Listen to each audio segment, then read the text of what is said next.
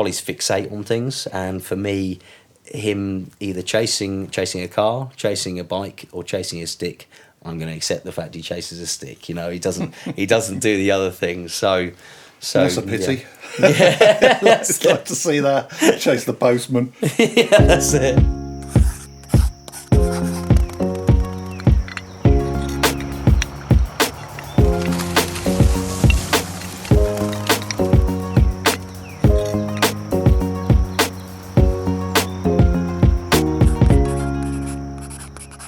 Welcome everybody, and it's back for another Outside Crowd podcast. Delighted you can all be with us. We've got a bit of a slimmed down crowd today. Well, I don't know about Ryan, he's just come back from holiday, so I don't know if he's slim after that or not. But yeah, it's myself, JB and Ryan. How you doing, Ryan? Yo, not too bad, my brother, not too bad. Good. Billy is busy at the moment, but he always says that because he's extremely important.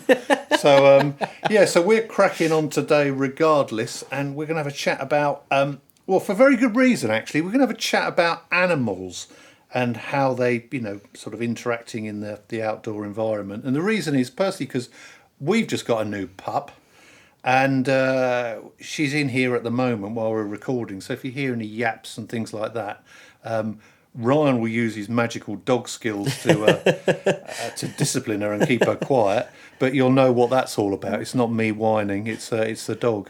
But the other thing also is a lot of you may know Ryan has a dog, Louis, who goes out on the job with Ryan. But yeah, he sort of goes on every project with Ryan, and yeah, he's on Instagram quite a lot. So I thought it's an interesting thing to have a chat about why Ryan takes the dog, what the dog gets involved in, how it affects the work, everything like that. But the first thing is, how is Louis? Because he hasn't been very well recently, has he? That's right. I mean, thanks for asking. It was a bit of a panic for a little while there. He fell ill and was unwell for a little while on antibiotics, and he did a first course of antibiotics, and he didn't come right, and so we put him on vet trips, and and finally got him on a few more antibiotics, and bless him, he came right in the end. And I was supposed to take him to Snowdon, so I went up to Snowdon recently there, and I was supposed to take him with me, and I was working away at home on the Sunday, and as he trotted around the corner, he lifted his paw with a bit of a limp. I stopped and looked at him and said, "What's wrong with your paw?" And he looked at me and said, "Nothing." And I was like, "Come on, let's have a look." So, unfortunately he didn't come to Snowdon with me, so I'm going to have to go back with him. But he's with a friend of mine at the moment while I've been away, and he's playing with two other collie pups. So what actually was wrong with him? Did they diagnose it? Yeah, he had an infection. And we found there was a lump on his liver that we had, and we were unsure what and why that was happening, and whether the lump on the liver had anything to do with his infection. But the course of antibiotics has sorted the infection out, and he's right as rain. And we did another scan on the liver, and that might have been a lump that he's had since he was a pup. So we're just going to keep an eye on that, and in a few years' time, or whichever, we're going to just do another scan and have a look. But he's right as rain now. So how old is he now?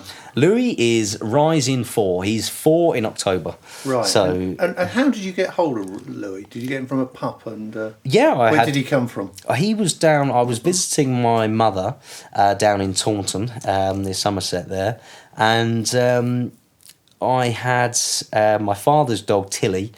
I've had her for a very long time. She's a collie, and bless her, she was 16 when she died. And I knew that before Tilly went, I knew I wanted Tilly to pass some manners on to Louis. So I had Louis about a year before she left us, and but he was 9 weeks old when I picked him up down near my mother. Right. So he came from a working farm. Yeah. It was I believe it was a chap that actually worked in Plumpton College. Would you believe? Or Hadlow maybe. I can't remember, but he has a farm down that way, and one of the bitches there had a litter of pups, and I just went down. I had 6 to choose from, And oh right, so you actually chose? Well, no, he chose me. No, I went into it was a half door stable. I went into there with the pups, and the chap said, "I'll leave you to it." I said, "Okay," and I went into the room, and 15 minutes later I come out and said, "Yeah, this one," and he could not believe that it took 15 minutes. And I thought I took ages. And he said, people are in there for 2 hours choosing. And I said, 2 hours? I said, what's that about? So what I did is I every pup that I got, I picked them up and I put them, each pup in all different corners, and I stood in one corner. And he was the only pup that came to me and sat on my foot 3 times. You didn't give him a shovel or anything like that? No. How well he worked. No. So Louis, dog always chooses you. So Louis chose me, and that's right. That's quite interesting. And can I ask, how much did a collie cost back then? Don't even ask me, because unfortunately I had to buy him during COVID. Oh, so God. the prices of pups, bear in mind, where I used to live in Ireland, and collie pups would be given away at home, and collie pups would be given away at home. So I paid above and beyond, but he's well worth it. He's absolutely well worth it. Well, no, I can understand it, because it's like, even with this new pup we got, it's a lot of money, and all dogs, they're just a fortune, and it's you didn't really, because there always used to be things, especially things like cats and then pups. Some of them were just like given away because people, crikey, where do we do with this? Otherwise, they're stuck with an animal to look after, and they didn't want to. So that's right. Right, okay, so he's doing all well. So. And the other thing we were talking about before we came on air is like how you train them, because one thing I know, collies are very intelligent animals anyway, aren't they? In terms of dog breeds. But how did you go about training Louis? Well, I guess the simple answer to that is you must speak a dog's language. It's not about, when you communicate with a dog, it's not about. You can't communicate in any other way but a dog's language, and that's yes and no. Nice woof. But it's so when I say yes and no, it's the tone of voice. It's yes, that's okay to do, or no, that's not okay to do, and the dogs will understand that, because that's what they live in, their hierarchy.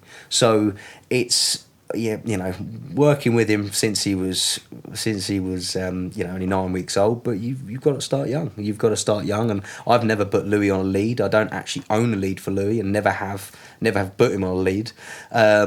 And with that, he must do as he's asked, because there's dangers out there, especially the roads and other animals, other dogs, So when we're walking in the woods and there's 3 or 4 other dogs walking past us, I'll ask Louis to step to the side, and I'll say, "Sit there, please," and he will sit and wait for the other dogs to go past, and then I'll say, "Go ahead," and he'll run on ahead and enjoy himself. So.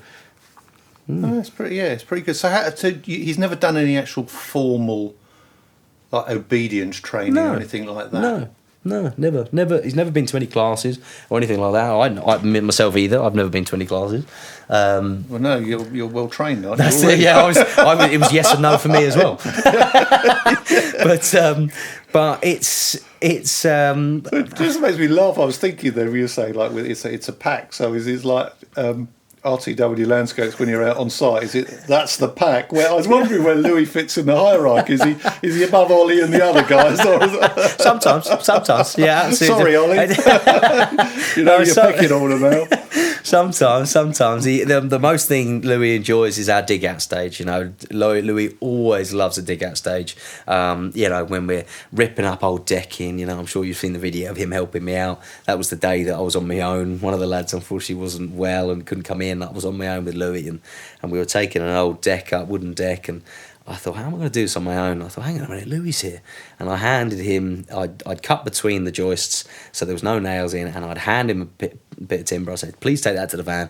And I showed him once, and then I was cutting away, and every time he'd come back empty, I'd put one in his mouth, say, go load the van, and he'd put them on the van, and load it up. So yeah, it was great. Is he on the payroll? He gets fed. Don't tell him. But no. At the moment, no. Yeah, not yet. No, I mean, it's because the one thing I've noticed is lots of people actually clients enjoy having Louis around, don't they? It's great. I mean, it's great. I mean, the project we're on at the moment, I mean, Louis great. Like, he's so good. I take him to, like I said, every job we're on, he's always with us. And there's never any problems because he doesn't cause any. It doesn't cause any problems. We've had the loveliest thing at the moment, the job we're on, the client has... the client's daughter has a young girl, and she could not be a year old, and she, every time she turns up for the day, you can see her, bless her, she'll go up against the 2 double glass windows and bang on the glass, and Louis hears her, and he goes into from the landscaping rough dog covered in mud to this just soft, beautiful dog, and he'll go over and he'll wag his tail, and he'll bring her a small little stick, put it at her feet, and the little girl will throw a stick, and it's just lovely to watch. He's so kind to the little ones, and and to be fair, Louis is fantastic when I'm looking at projects and the clients have small children. Yep. And small children between the ages of 5 and 7, and they're there's someone new in the garden, have a look at their garden, and they're very excited. But I'm trying to communicate with the client about where they'd like their patio, their pathway, what they like, and they're being polite to the children, going, yes, hang on, I'll be there in a minute, I'll be with you, and I'll get Louis out of the van. I'll say, hang on one moment, and I'll go get Louis, and I'll hand the guys, the chaps a stick. I'll say, here you go, and they're entertained, and they're being looked after by Louis, and I'm able to communicate with the client and say, right, this is what we want to do, and he'll look after him. Because I know one thing, isn't it? If he picks up a stick and he comes over with the stick, it's like he'll be going forever, won't he? When you throwing the stick and returning it. Yeah, it's not. Yeah, it's something. It's one thing that I always like a dog being a dog. So throwing a stick for me is not something I personally enjoy for an animal. But with a collie, collies fixate on things, and for me, him either chasing a car, chasing a bike, or chasing a stick, I'm going to accept the fact he chases a stick. He doesn't do the other things. So that's a pity. Yeah. I'd like to see that, chase the postman. Yeah, that's it. So do you have to be careful then about things like certain materials and stuff on site, chemicals and things like that you're using, to make sure that Louis doesn't get? That's right. Yes. I mean, the thing is that I guess the main thing would be on site at the cement we use when we're laying a patio, and the dog walking over the cement. He knows very well, bless him, about the different stages we're in, because if you can imagine a project, we're laying a patio, and we've got a patio area and and we've got the grass area, the garden.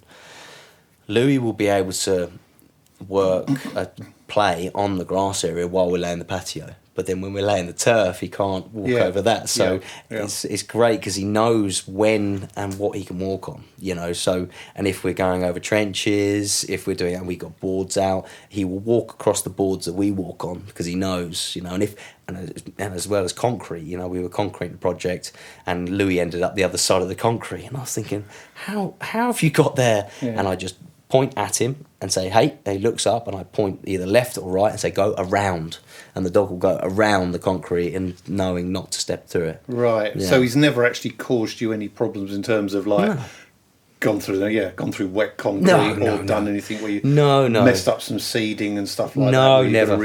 The only thing is when we're digging a project up in the first initial stage, we'll use the Chinese hoe to take up all of the turf and the sod, and we'll put it in a pile, and Louis loves grabbing hold of that and pulling it around the place.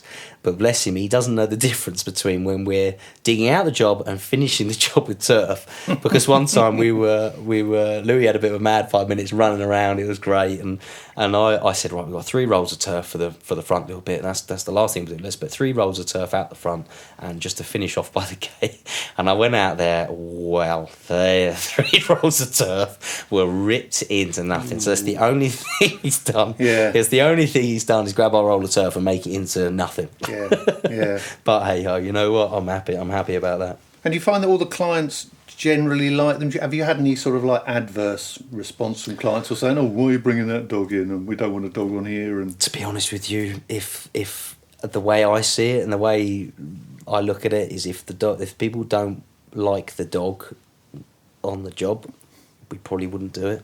The dog is a good judge of character. So I think that's probably a good way of looking at it. But I've never, I've always been honest and said, hey, the Louis is going to be here, and the dog's a dog will always make a dog mess, sure, but that is always cleaned up at the end of the day. My team is very, very good at that. It's above and beyond for them because that's not their job role. But knowing that we've got a dog on site, there's not many people that work with the dog. So when they turn up and they see the dog with us, it's the dog's a morale booster. It's great. Yeah, I know. I agree with that. I mean, I always think that they're, people always immediately sort of flock to the animal, don't they? And it's something that brightens things up. So if you've got a miserable landscaper, you're never going to have a miserable dog, are you? Dogs are always going to be happy. Yeah. So that's right. You have a miserable quantity surveyor as well. Always. That's our job. That's our job. So how does he get on with then? Do you with other pets and things like that? If there's other dogs on site or other animals on site, the owner has other dogs. Do you have to be careful how you manage Louis, or is he once again? Again, like Louis is still a full dog, so he, I must admit, he is just a great dog with other animals. Like he's. If you get another dog that's, because it is their house at the end of the day, if we have other animals, other dogs on the property, it is their place. So, I'll always respect the fact that it's their home, and if they're territorial, it's about introducing the dog to say, hey, he's not here to take over. It's he's here just for a little while. But Louis is so good at allowing another dog who may be a bit defensive with him. Yeah. Louis will look at me and I'll just say, it's okay. And the other dog will come over the top of Louis, dominate and stand over the top of Louis. And as long as that dog isn't too aggressive with him, Louis will always sit there and he'll always look at me going, Dad, what's going on here? Why is the dog doing this?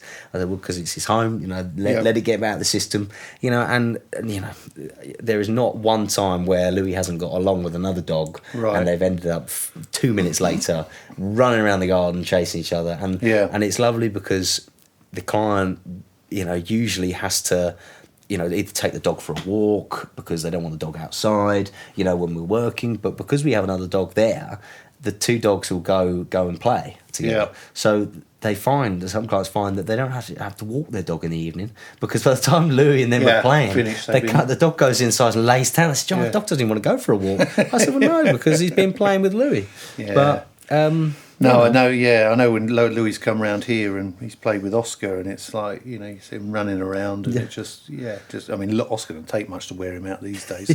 But he's a great dog. He's my best friend. Best friend in the world. Fair play. Do you have any other sort of issues than that with animals and things on site more generally, or is it something like, I suppose Bill, I was thinking of, he might get it more in terms of things like nesting birds and stuff. But are there any other things that you have to watch out for? Things like badger sets and stuff like that, or not again, depending on where we're working. Like, depending on where we're working. Sure, but I mean, if we're working with an old pond, it's making sure there's no, if there's any newts in the pond, what can we do? Is protecting everything. Yeah. I mean, putting any of our fencing that we do, I'll always suggest to the client to put a hedgehog gate in, and that's just in the gravel board, cutting out a small arch, just to allow hedgehogs to walk through, get to each garden, because we should live together. Yeah, and they're a bit of a rarity now, aren't they? Hedgehogs as well compared to when we were. Yeah, that's right. That's right. Yeah. That's right. So, I mean, other than that, there's, I'm trying to think off the top of my head, but I'm wondering about other things. Like, are there any other things that you can build into the works that's going to protect the work from stuff like, like foxes and things like that? If there's when we're, if we're ever, doing like a resin drive, or if we're putting sealer in, sealer down on the patio and we must allow it to dry, it's fencing that area off, making sure the neighbours' cats don't walk straight across it, and stuff like that. So, but I think it's the usual protection that people do. Yeah. So what does Louis do if you're sealing a patio, apart from checking that the work's good enough? What does he do? You send him off, banish him to the car? Or? Well, no, I mean, Louis, what we do with Louis is, because there are stages of the project where, Louis can't get involved, if, like I mentioned earlier about doing some concreting, or if, like you just said, if we're sealing a patio. So what we do and ask Louis to do is if, because when we're working together, Louis always wants a job. He's a collie, so he'll always want instruction, what to do. And since he was a pup, I've always let him have his own imagination. Let him build his own imagination and do what he needs to do. Because the worst thing I feel with a dog, especially on site, is if he constantly needs interaction with you. So for me, since he was a pup, I've always used the phrase "go play." So if he hears me say "go and play," he goes, that means I've got a bit of time for myself. So what he will do, we've got a perforated pipe that's probably about maybe 2 meters long, and does he play with that? Because it's bendy, it fights back with him, and he's dragging it across the place, throwing it up in the air, and it's just a lovely thing to watch because he's in his own little world.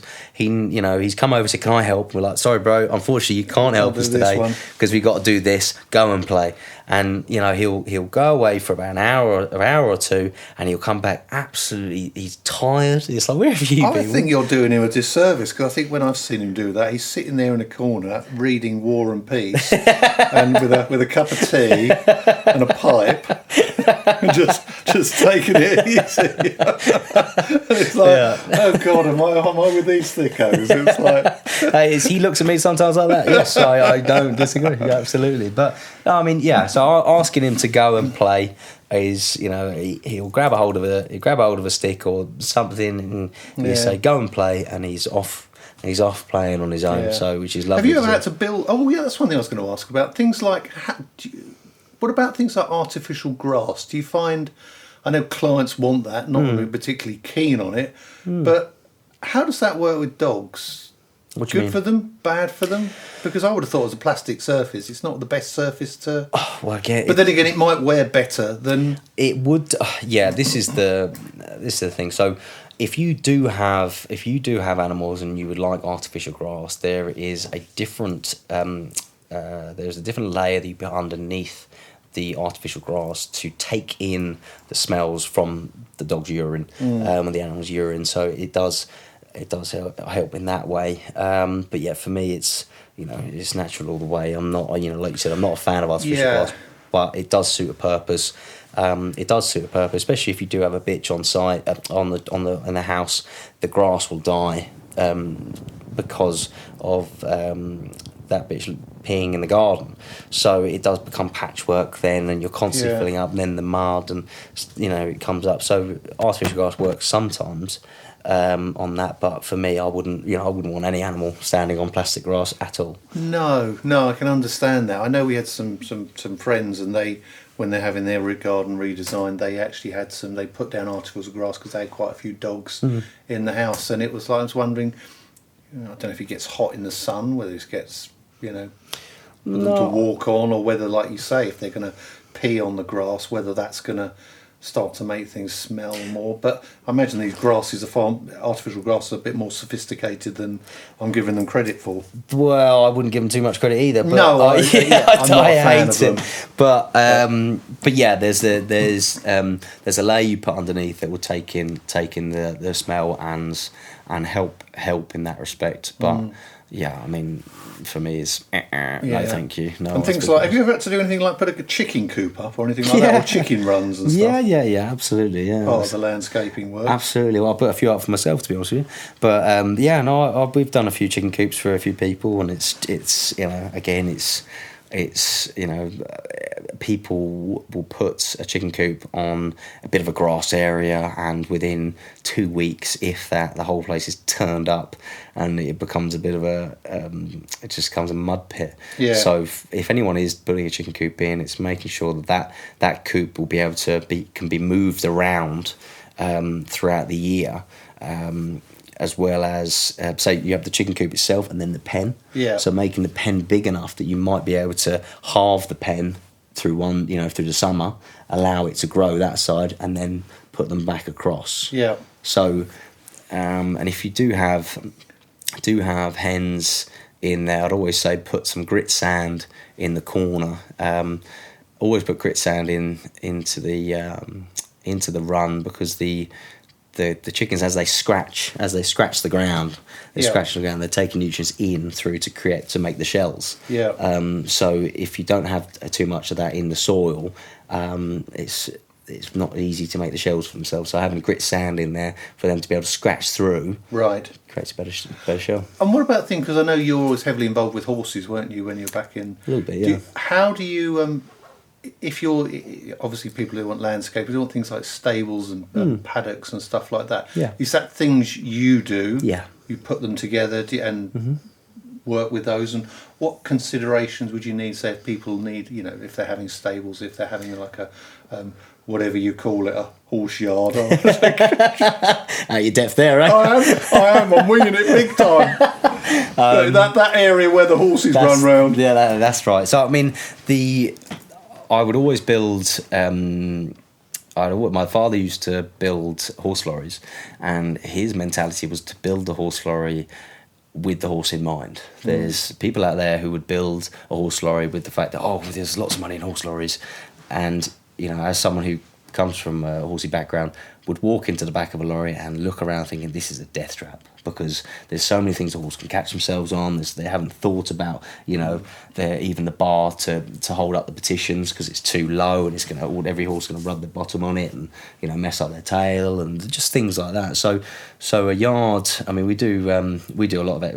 I used to do a lot of equine fencing and yard building, and it's you base that around the horses. You base that around how it's going to flow with the horses and what's going to work best. So you would have certain types of fencing for the paddock. Is that the right word? Is that my technical word? Has it finally come to my slow brain? That's right. No, that's right. So usually you would fence a horse in with a post and rail. Yeah. You can have an equine mesh on that with the rails over the top of the mesh.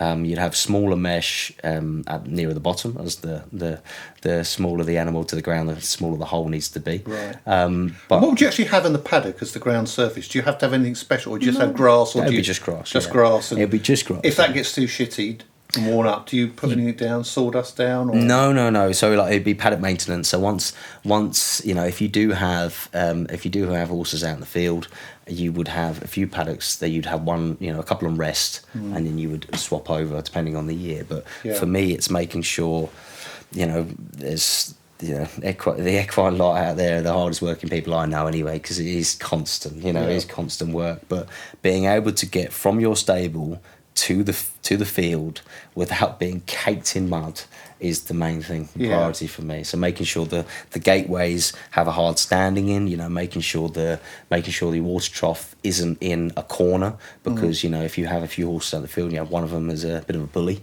it'd be keeping them away from while they're drinking, keeping other horses away. So it's just having a bit of a thought behind it. So it's very much knowing the sort of horse psychology, isn't it? So you can then work out what's going to be the best design for that, and then you can build stables as well if you wanted to. Absolutely, yeah. Crikey, it was part of the service, eh? Absolutely. I didn't realise that. Absolutely. Put that on the website. Yeah, no, because there's a lot of people who do have horses, don't they? So it's quite a big, and integrating that within, if they've got a landscaping project, and that's part of the house. That's right, yeah. Something to as well as sand schools as well, building horse arenas, sand schools as well. That's something that we've done in the past. Oh, wow. Yeah, so, I mean, that's something I'd love to do more of. Absolutely, it'd be lovely. Brilliant. Okay, that sounds pretty good. So, We had a good chat about animals. We were going to have a chat with Bill as well, but because he probably comes across a load of stuff when he's out on site, nesting birds and all that sort of stuff. But that's one for later. I'm sure he's got a lot to say about that because he's very important. Very, very important today. But apart from that, I suppose it's, generally just to thank everybody for listening in on the podcast. Keep listening in, keep, letting people know about it. If you want to come on the podcast, just drop us a line. We'll be delighted to have you on board. And then, any comments, questions, like us, listen to us on Spotify, put some comments, Facebook, Instagram. Be great to build the listenership up. So thank you to everyone who has been listening, and we'll I'm going to say see you again, but see you in part 2. Yeah, next time on the next one. So goodbye from Ryan. See you later. Great stuff, and see you next time for the next Outside Crowd podcast.